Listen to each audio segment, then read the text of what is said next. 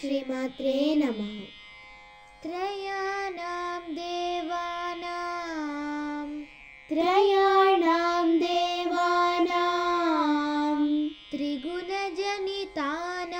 तव शिवे त्रिगुणजनितानां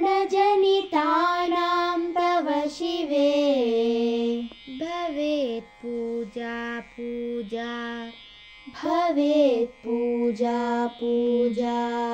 तव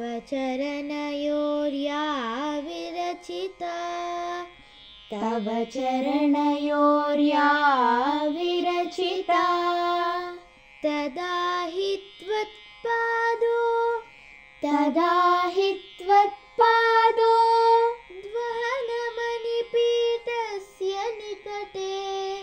द्वहनमणिपीठस्य निकटे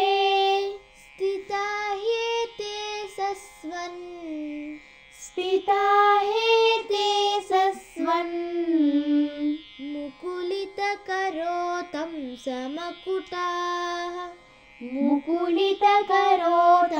समकुटाः त्रयाणां देवानां त्रिगुणजनितानां तव शिवे भवेत् पूजा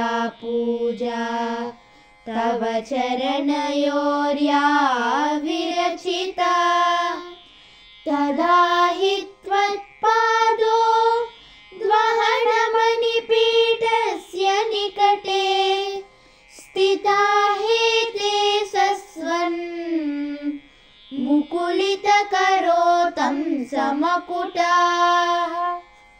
ॐ श्रीमात्रे नमः।